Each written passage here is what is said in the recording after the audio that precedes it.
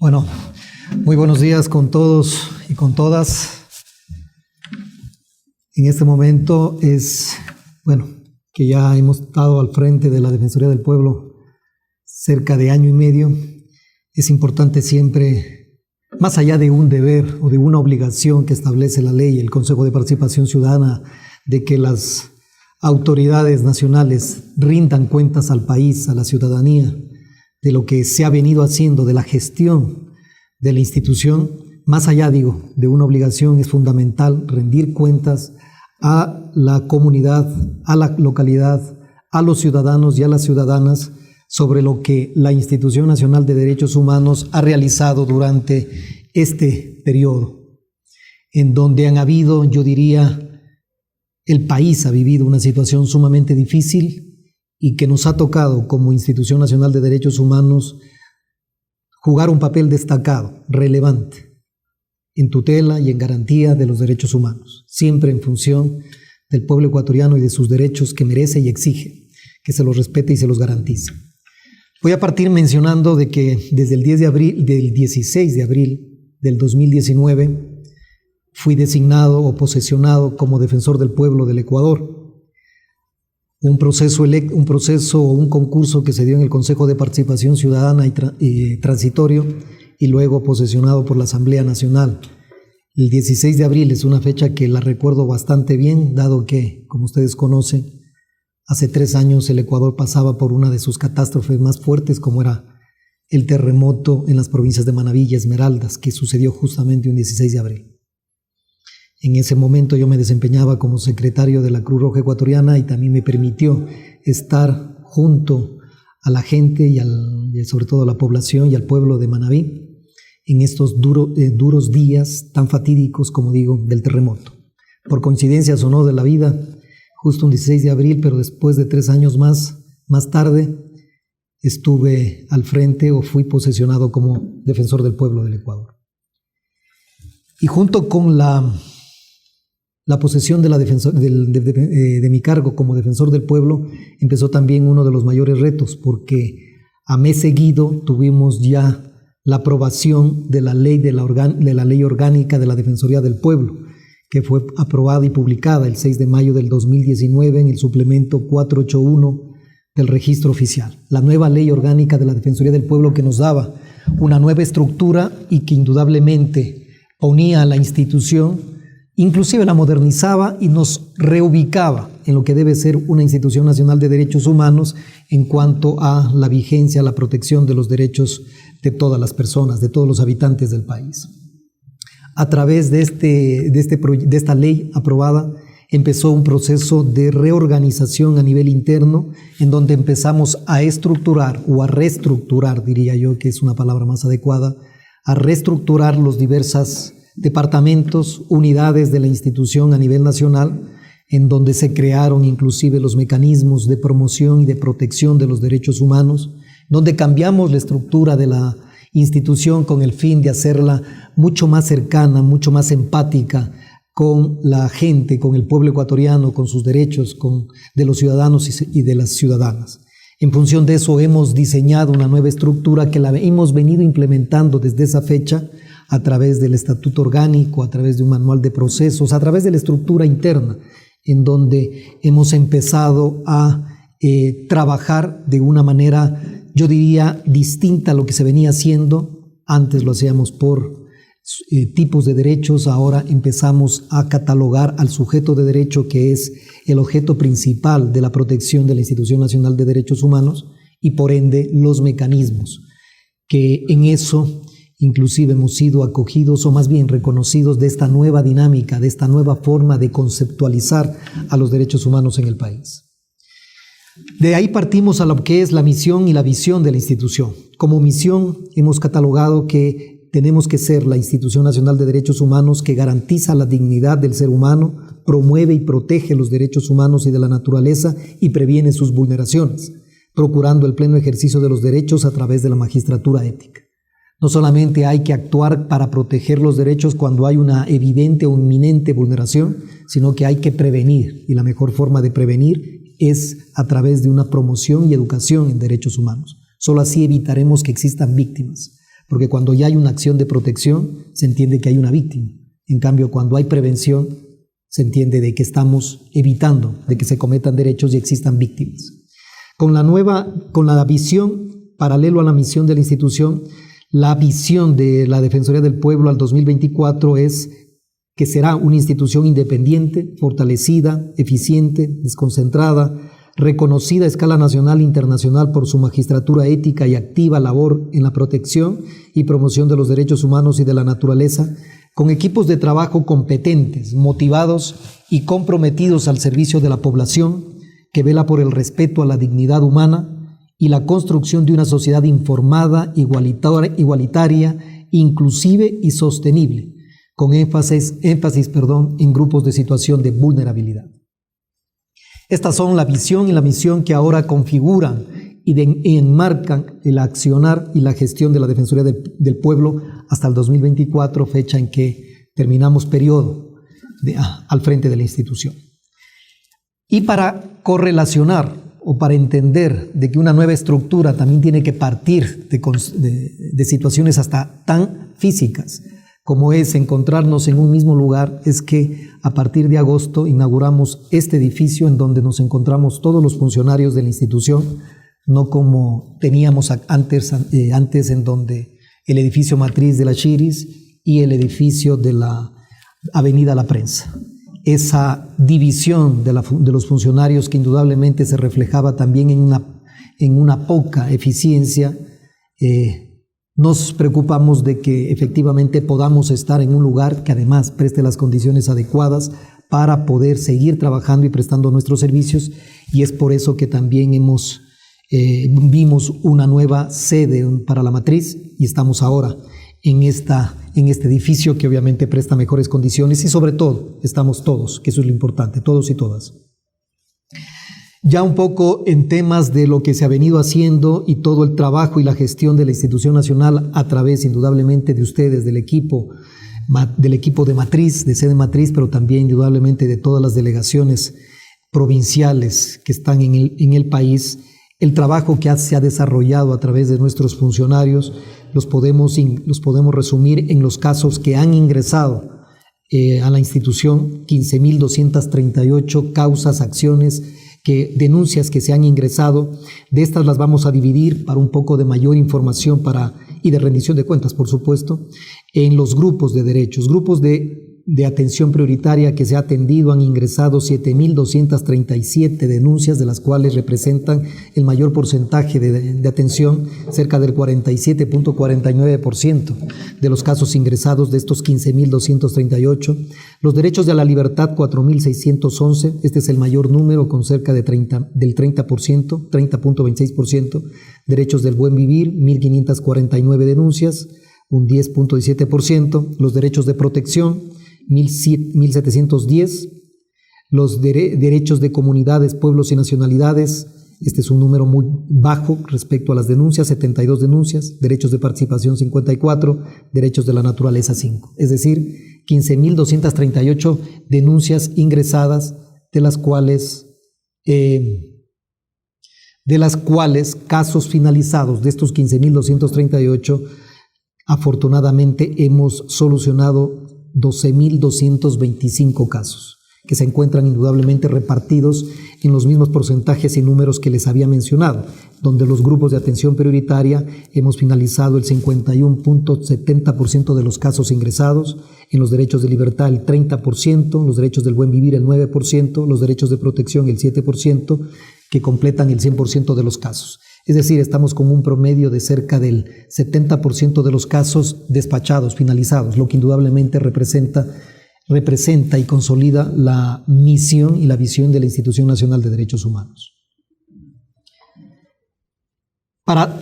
asesoramiento, 19.618 personas se contactaron con la Defensoría del Pueblo para buscar la ayuda, asesoría y respuestas frente a las vulneraciones de los derechos humanos. De hecho, con el tema de la pandemia implementamos o la pusimos en línea la institución a efectos de poder seguir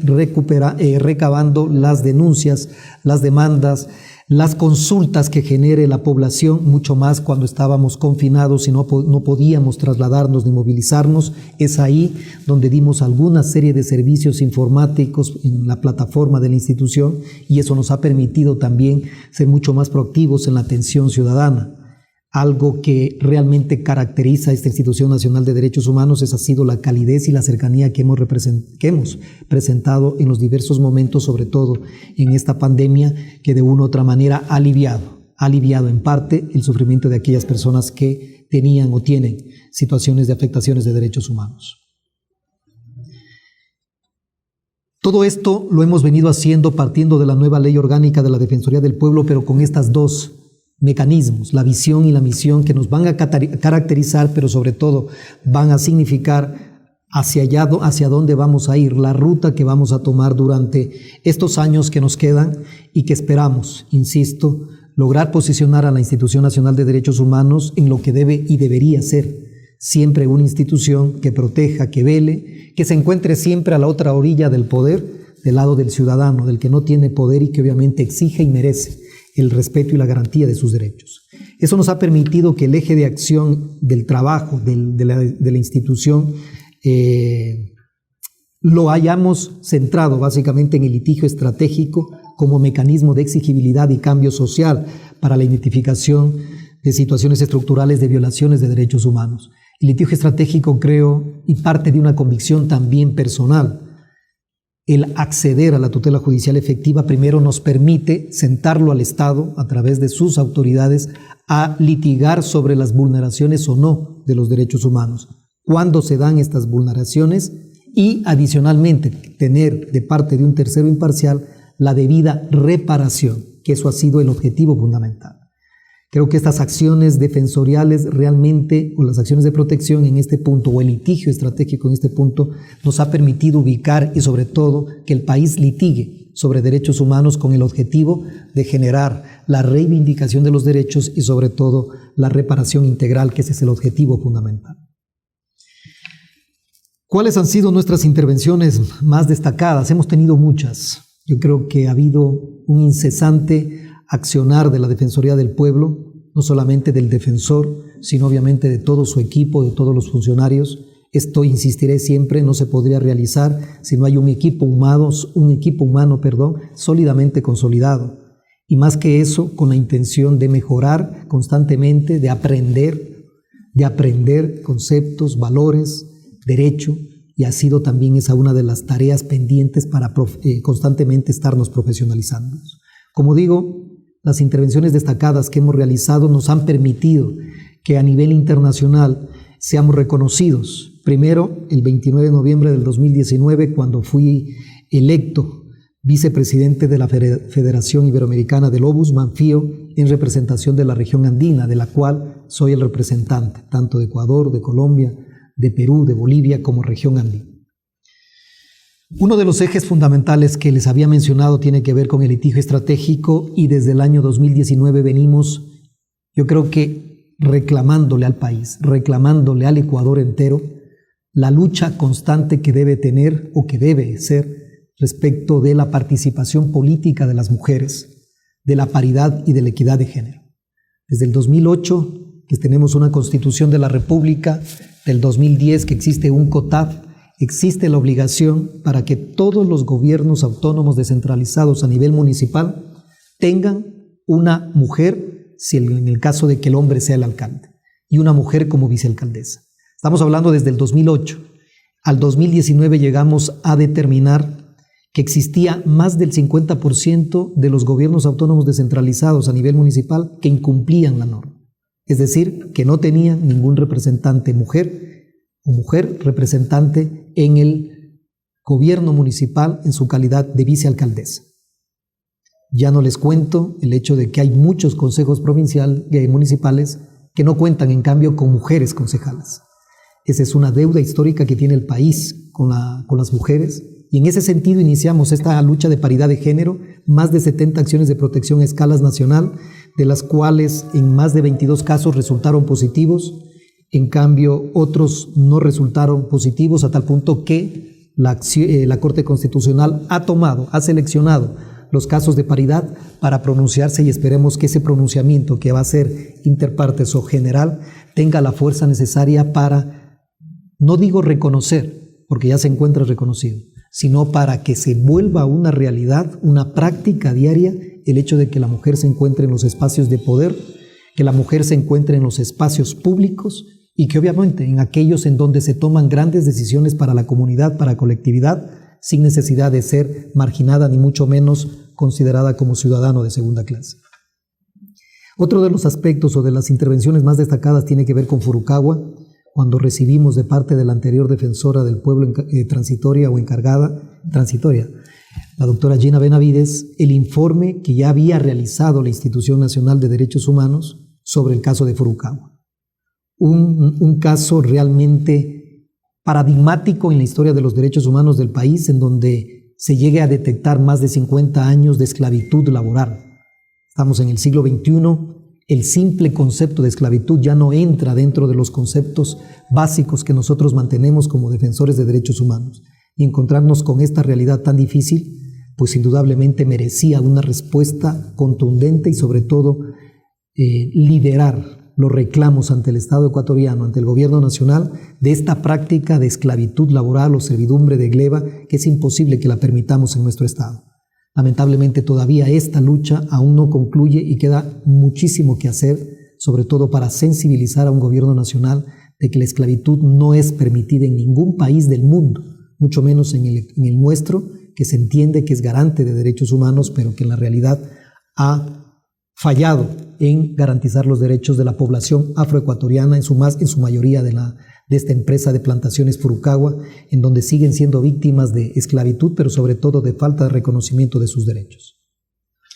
Otro de los aspectos y de las intervenciones destacadas tiene que ver con lo de los maestros y maestras jubiladas.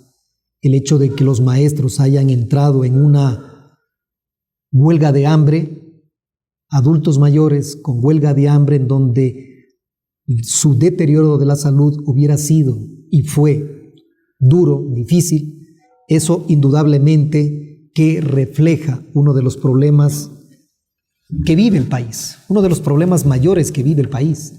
Y uno de esos problemas que tiene el país es justamente no reconocer el trabajo de los maestros y de las maestras jubiladas, no tener una pensión digna, o que no se haya atendido sus reclamaciones, sus justas reclamos, y que hayan llegado a una medida tan dura, tan difícil como una huelga de hambre. Creo que la intervención de la Defensoría del Pueblo fue crucial, a tal punto que el gobierno nacional tuvo que llegar a acuerdos con los jubilados para atender las pensiones jubilares, el pago de las pensiones jubilares, y de esa manera no se encuentren afectados sus derechos. El sistema penitenciario ha sido una de las constantes preocupaciones, mucho más cuando tenemos a nuestro Mecanismo Nacional de Prevención contra la Tortura. Este mecanismo ha realizado visitas in situ a nivel nacional para constatar la situación de las personas que se encuentran al interior de los centros de rehabilitación social. Hay un aforismo o una frase muy atribuible sobre todo para catalogar y caracterizar a los estados de derecho cuando llegan a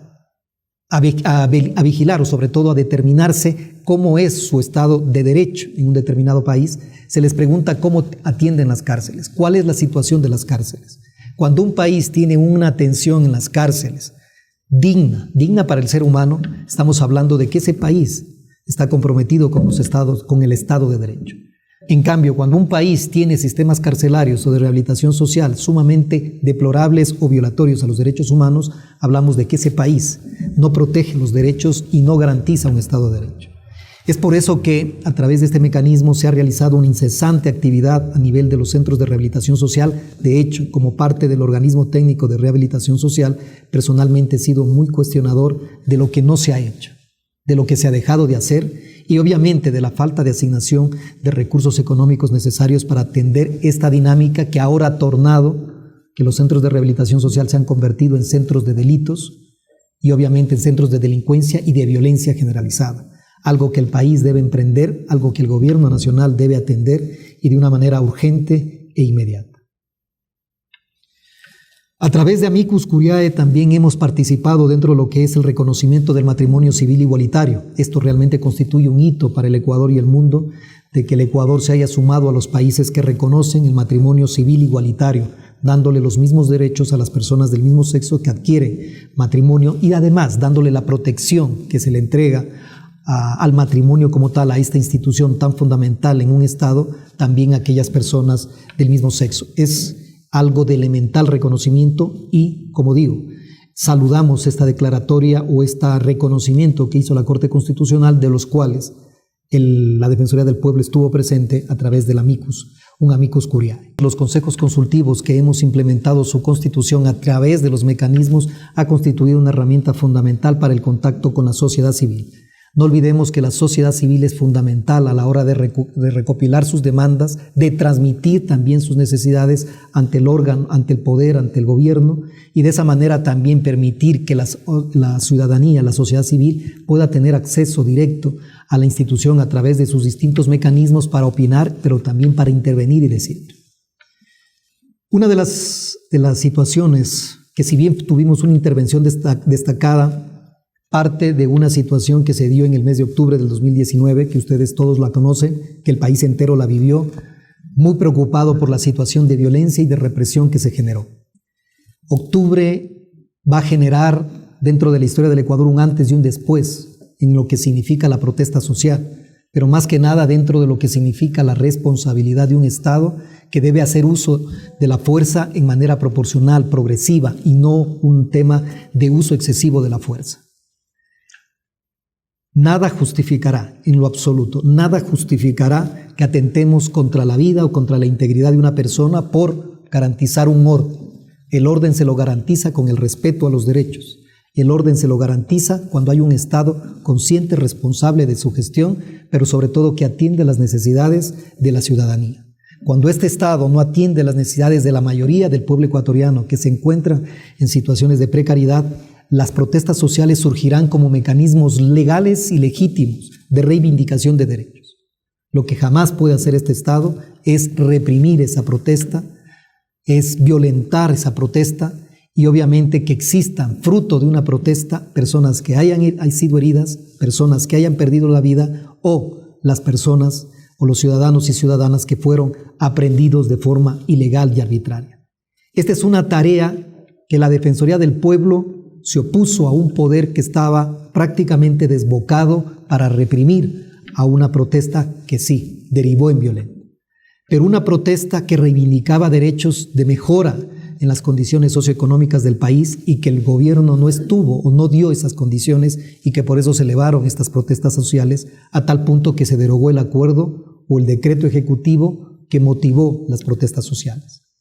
Eso nos obligó a crear la Comisión de la Verdad, esta comisión especial de la Comisión de la Verdad, que era un ensayo inédito, inclusive de parte de la Defensoría del Pueblo, de crear la Comisión de la Verdad. La hemos creado y ahora, prácticamente a un año de los hechos del mes de octubre, esperemos que esta comisión pueda sacar su informe que lo ha hecho de una manera objetiva, imparcial, en donde han investigado los hechos para determinar la responsabilidad del gobierno del Estado como tal en los hechos del mes de octubre que derivaron en violaciones de derechos humanos, en atentados a la integridad y lamentablemente en algunas personas que fallecieron.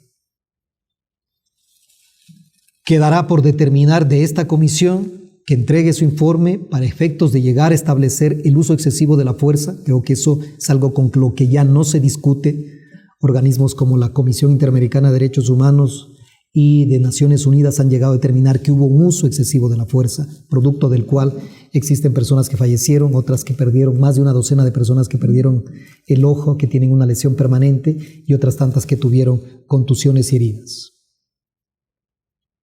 Dentro de este marco, en el mes de noviembre, se acompañó a la Comisión Interamericana de Derechos Humanos, que realizó una visita al país y se le ofreció indudablemente nuestro contingente como institución nacional de derechos humanos, como pares de la Comisión Interamericana de Derechos Humanos a nivel nacional, se le ofreció todo nuestro contingente para que ellos puedan realizar su trabajo y emitir el informe, que efectivamente lo emitieron. Mantuve una reunión con los comisionados que nos visitaron, en particular con la presidenta de la CIDH, y obviamente exponerle todo lo que se hizo como Defensoría del Pueblo para que eso sirva de insumo, sirva de antecedente al informe de la comisión que, como ustedes conocen, fue emitido. El mes de diciembre,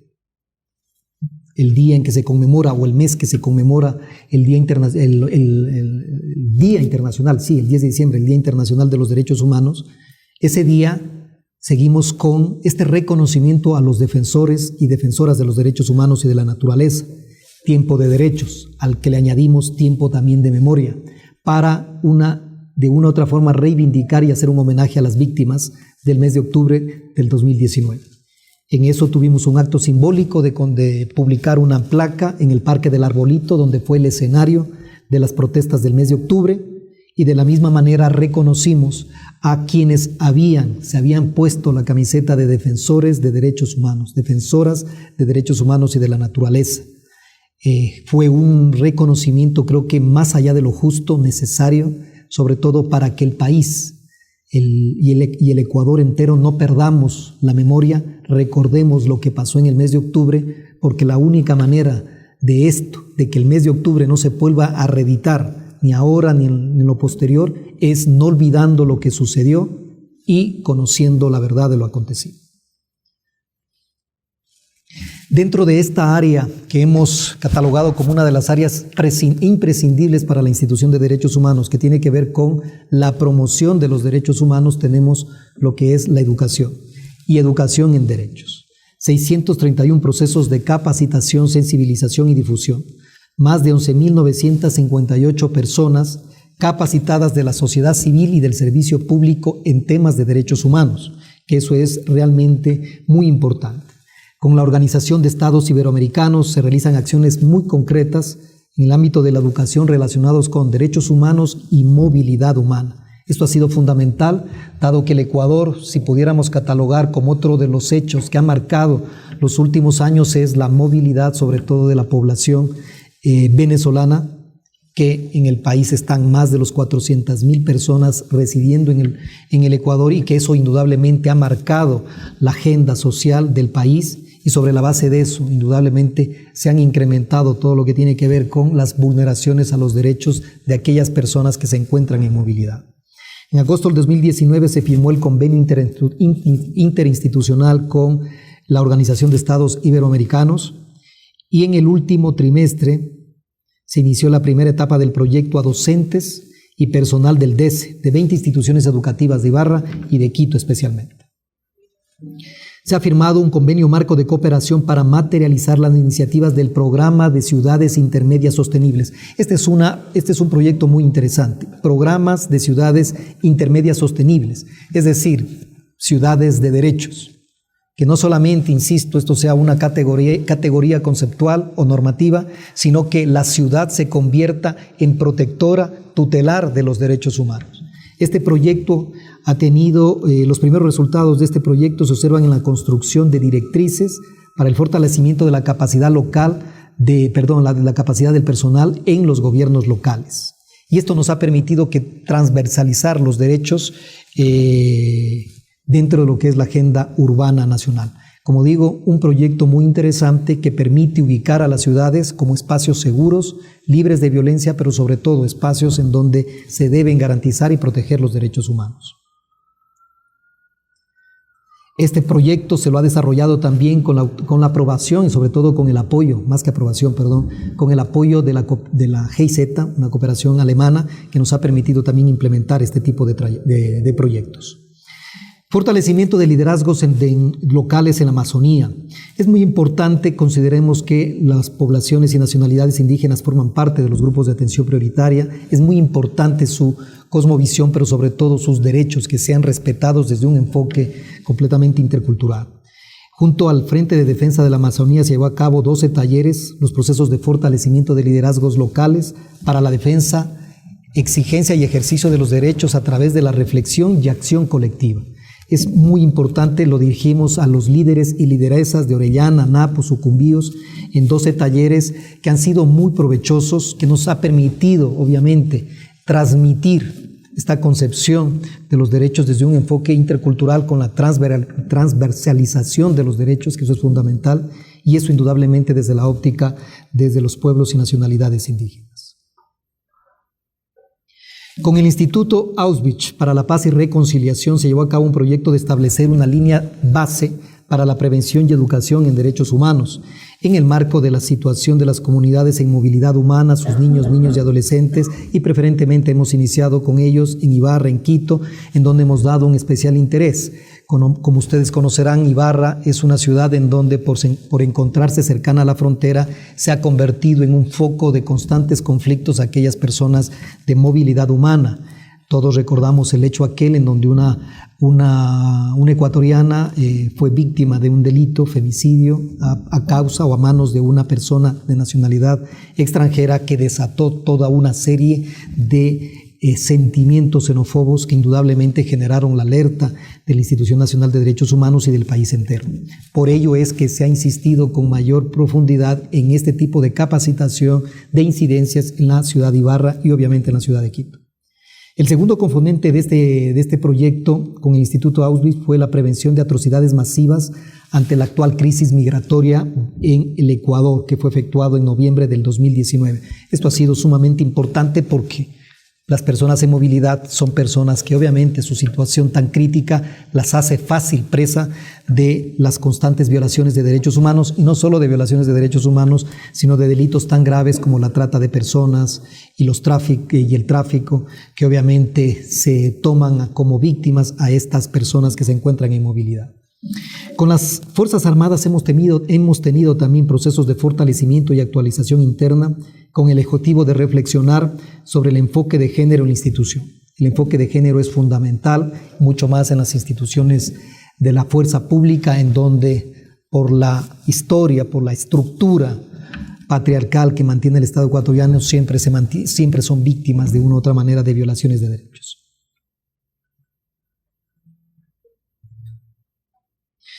Se han hecho y se han realizado varios cursos, varios recursos educativos que contribuyen en la formación de derechos humanos del personal de la Defensoría del Pueblo. Yo insistía en un inicio de que si no estamos lo suficientemente preparados, capacitados y constantemente formados, nuestro servicio no llega a ser efectivo, eficaz.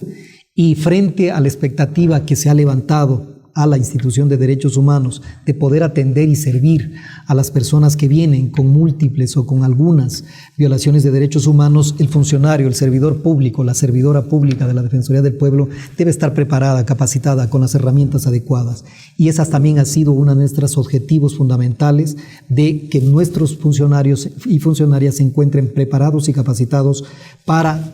hacer frente y servir, como digo, de una manera eficaz y eficiente a la ciudadanía. Se han gestionado editorialmente 43 documentos especializados y se fortaleció la Biblioteca Especializada de Derechos Humanos y de la Naturaleza. Eso ha sido muy importante, fortalecer nuestro fondo bibliográfico. De hecho, estamos por recibir otra donación de otro fondo bibliográfico del Consejo de Igualdad de Género, con la finalidad de fortalecer esto que es fundamental, la educación, la investigación, y que más que tengamos una biblioteca especializada en derechos humanos que nos permita, sobre la base del conocimiento, también incidir en mejores niveles de desarrollo y sobre todo de protección de los derechos humanos. La política pública en derechos. Se han presentado 13 propuestas normativas a escala nacional y se gestionaron 38 propuestas de ordenanzas o reformas a la normativa nacional. Como ustedes conocen, uno de nuestros aspectos fundamentales es la incidencia normativa. Y la incidencia normativa parte de discutir, debatir al interior de la Asamblea Nacional y de los gobiernos autónomos descentralizados los documentos normativos que vayan a ser implementados, que vayan a tener vigencia en el Ecuador y que puedan tener un impacto en los derechos humanos. Por eso es que hemos presentado 13 propuestas normativas a escala nacional, y esto de que se ha gestionado 38 propuestas de ordenanzas a nivel provincial y a nivel seccional. 15 cuestionarios que se han respondido sobre información específica de derechos humanos de Naciones Unidas, y 7 por instituciones nacionales que han solicitado de parte de la Defensoría del Pueblo esta retroalimentación de la situación o del monitoreo de los derechos humanos en el país. El 17 de diciembre del 2019 se presentó el informe que recoge la información reportada hasta el último día laborable de marzo de cada una de las instituciones públicas que cumplen o deben cumplir con la Ley Orgánica de Transparencia y Acceso a la Información Pública. 1.198 instituciones entregaron su informe de cumplimiento y eso nos permite, como órgano rector de la Ley de Transparencia y Acceso a Información Pública, hacer el seguimiento para que todas cumplan con la entrega de la información, que eso indudablemente ayuda en la transparencia y elimina o limita, en todo caso, la opacidad de la función pública. Se han desarrollado procesos de capacitación a nivel nacional, sobre todo en el tema de la LOTAIF. 1.890 personas de la sociedad civil han sido capacitadas, 842 instituciones públicas han sido capacitadas y más de 3.154 personas, servidoras y servidores públicos que han sido capacitados sobre todo en temas de LOTAI. A nivel de la cooperación nacional e internacional, este es uno de los aspectos que le hemos dado bastante énfasis. La cooperación nacional e internacional tiene que reactivarse mucho más cuando nuestro presupuesto sigue siendo limitado, y no solamente limitado, sino reducido, y mucho más ahora con la crisis que atraviesa el país, en donde de parte del gobierno nacional ha venido la directriz de reducción de nuestro presupuesto. Frente a eso se vuelve imperativo activarnos a través de la cooperación nacional e internacional y obviamente empezar a levantar recursos que nos permitan también cumplir con nuestra misión y visión fundamental. Hemos firmado 10 convenios de cooperación a escala nacional en materia de derechos humanos y de la naturaleza, afianzando los lazos de cooperación con diferentes actores internacionales a través de estas firmas de convenios y de memorandos de entendimiento. Hemos impulsado espacios de cooperación e intercambio de experiencias con otras instituciones nacionales de derechos humanos para fortalecer, insisto, la capacidad de nuestro personal. Hemos desarrollado estrategias, campañas y productos comunicacionales de alto impacto para la difusión interna y externa, con un enfoque de comunicación estratégica sustentable, facilitando a la sociedad la accesibilidad de la sociedad a los servicios de promoción y protección de los derechos humanos y de la naturaleza, y esto contribuyendo al reconocimiento de la institución a escala nacional e internacional. Esto a partir de que en las redes sociales, que como ustedes conocen, se han convertido las redes sociales en el medio de información más accesible de la mayoría de la población, hemos tenido publicaciones en redes sociales de más de 3.048 publicaciones, productos comunicacionales a nivel interno y externo, 33.374 productos comunicacionales, boletines y pronunciamientos más de 268. 1.632 respuestas emitidas a través del correo de contacto ciudadano para dar una atención en línea eficaz y directa, 1.412 noticias de la Defensoría del Pueblo producidas en medios de comunicación. Esto indudablemente han tomado todo lo que nosotros hemos realizado, medios de comunicación nacionales e inclusive internacionales han replicado la información que como Defensoría del Pueblo hemos realizado. Más de 746 entrevistas realizadas, eso implica una presencia mediática a escala nacional e inclusive internacional en ciertos medios que nos ha permitido obviamente contribuir al reconocimiento nacional e internacional de la Institución Nacional de Derechos Humanos. Y esto indudablemente se ha visto, lo que les acabo de mencionar, este fortalecimiento, esta actividad, esta presencia de la institución en medios nacionales e internacionales se ha visto reflejada en la confianza, en el nivel de confianza que tenemos como Institución Nacional de Derechos Humanos dentro de el resto del país o comparándonos con el resto de las instituciones públicas, a tal punto que, de acuerdo a una encuesta realizada por la empresa Cliff Research, somos la institución pública segunda, estamos con un 42% en cuanto a confianza y credibilidad, solo debajo de las Fuerzas Armadas que tiene un porcentaje del 63%. Yo creo que eso, indudablemente, ese nivel de confianza y de credibilidad, obviamente es obra y gracias al trabajo de cada uno de ustedes, porque realmente hemos estado en situaciones tan difíciles en donde el realizar el trabajo se ha convertido a veces en una tarea titánica para muchos de nosotros, inclusive llena de riesgos, por supuesto, y frente a eso, cada uno de los funcionarios y de las funcionarias de la Defensoría del Pueblo realmente lo ha hecho tan bien que el nivel de confianza y credibilidad es gracias al trabajo de cada uno y de cada una de ustedes. Con esta nueva ley orgánica, un poco para retomar al inicio, con la nueva ley orgánica de la Defensoría del Pueblo se nos plantea un reto muy interesante de consolidarnos indudablemente como una institución que incluso debe estar a la vanguardia. Y cuando hablo de la vanguardia es que nuestro mandato, nuestra magistratura ética nos exige siempre estar en la primera línea de defensa. Si algo pasó con los médicos y el personal de salud ahora en la pandemia de que estuvieron en la primera línea de defensa, nos pasa a nosotros cuando tenemos que defender derechos. Estar en la primera línea de defensa frente a actos o acciones del gobierno nacional o del Estado que vayan en contra de los derechos de todas y de todos.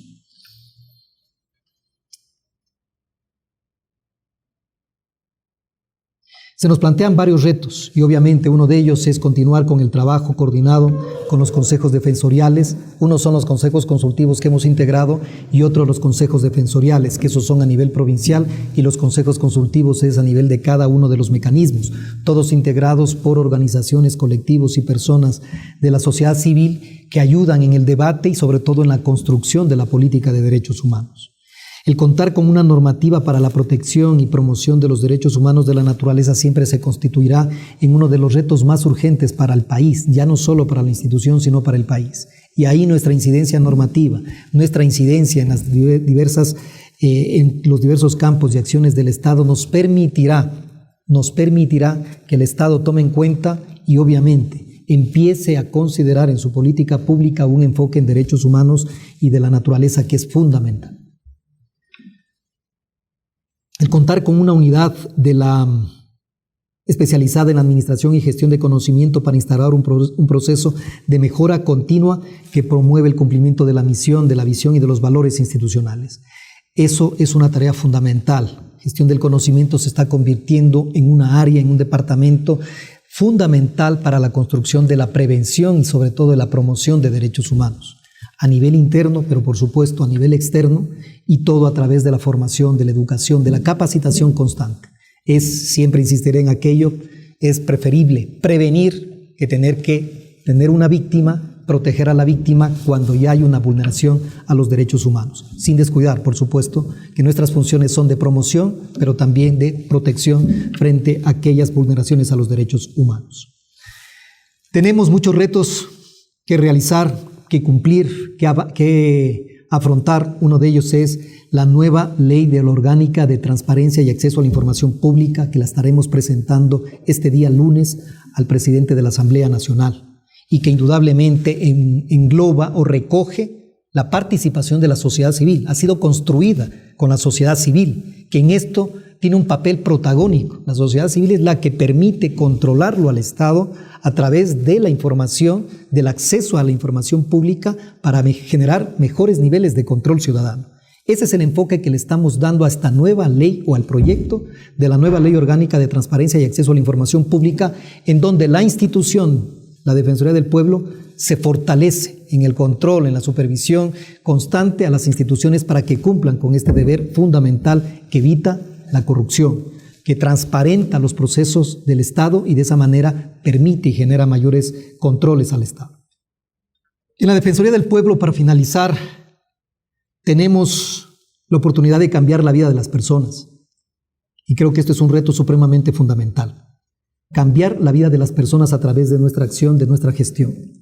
Una atención eficiente, una atención adecuada, pero una atención sobre todo cercana que realiza los funcionarios y funcionarias de la Defensoría del Pueblo puede cambiar la vida de una persona que viene con una carga emotiva y con una serie de problemas frente a sus derechos, que no han sido reconocidos o han sido vulnerados. Un trato adecuado, un trato justo, un trato empático puede hacer la diferencia y hacia allá tenemos que ir. A ir construyendo y cambiando la vida de las personas a través del ejercicio diario de nuestra misión de ser defensores y defensoras de derechos humanos y de la naturaleza, que no parte de un cargo, que parte de una convicción que a través de la institución nos permite realizar y nos permite ejecutarla.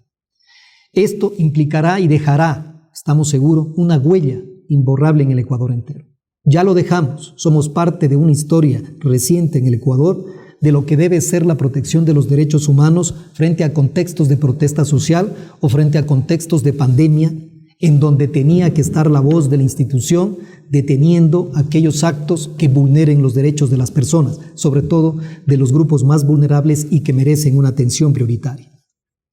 Solo así permitirá que el país pueda construir procesos democráticos en donde los derechos humanos se conviertan en la piedra angular de cualquier política estatal. Ya no solamente de una política de gobierno de cada 4 años, sino una política de Estado, en donde los derechos humanos realmente se conviertan en lo que debe ser: el norte para cualquier gobierno, el norte para cualquier Estado. Ese es el reto que debemos afrontar. Hacia allá va la institución, modernizándose a través de los sistemas informáticos, a través de los sistemas virtuales, con esta nueva normalidad que nos ha impuesto la pandemia del COVID-19. Eso indudablemente exige de mayores herramientas, mecanismos, fortalezas de nuestro personal, pero sobre todo de un mayor compromiso. El compromiso de ser defensoras y defensores de derechos humanos es un compromiso que lo tenemos que reeditar día a día para que exista una persona menos que haya sido vulnerada en sus derechos y que eso nos permita nuevamente constituirnos en tierra de derechos. Muchísimas gracias.